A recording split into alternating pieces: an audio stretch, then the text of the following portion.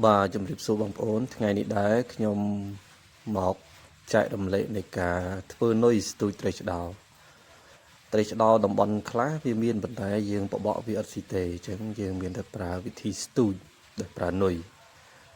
នុយនោះដែរគឺយើងមានសាច់មាន់គឺយើងហាន់វាជាប្រទេសដុំមកវែងមកម្រាមដៃមកហើយយើងមានពងមាន់យើងដាក់វាក្នុងប្រអប់មួយដែលថាសមរម្យបន្ទាប់មកយើងគោះពងមាន់ដាក់ចូលហើយយើងច្បល់វាឲ្យលាយជាមួយគ្នាឲ្យអស់រួចយើងមានឈាមគោ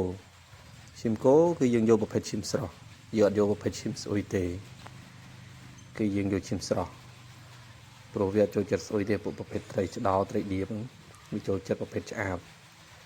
បន្ទាប់ពីយើងលាយជាមួយពងមាន់សពគ្រប់អស់ហើយបន្ទាប់មកយើងចាក់ឈាមគោនឹងចូលទៅយើងចាក់ឈាមគោនឹងចូលទៅហើយយើងលីវាឲ្យសពក្នុងកំប៉ុងនឹងតែម្ដងយើងលីវាឲ្យវាសពមកដើម្បីវាចូលជាតិជាមួយសាច់របៀបលេងត្រីឆ្ដោគឺអញ្ចឹងបងប្អូន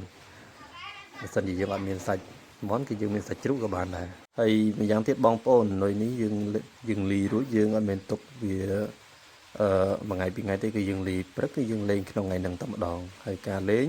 ពេលដែលយើងយកវាទៅលេងគឺយើងត្រូវលីរួចភ្លាមគឺយើងត្រូវដាក់វាក្លាសេជាមួយកូនធុងទឹកកកមួយធុងស្នោទូចមួយក៏បានដែរអត់ជាបញ្ហាអីទេសំខាន់ឲ្យតែមានទឹកកកក្នុងធុងហ្នឹងកុំឲ្យ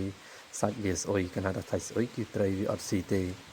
ត្រីទី1ហ្នឹងណាមកម្នាក់ឯងត្រីទី2អានេះទូចចាមុនតិចត្រីទី3អាទី3នេះធំជាងគេត្រីទី4ហើយទី4ត្រីទី5ត្រីទី5ហើយត្រីទី6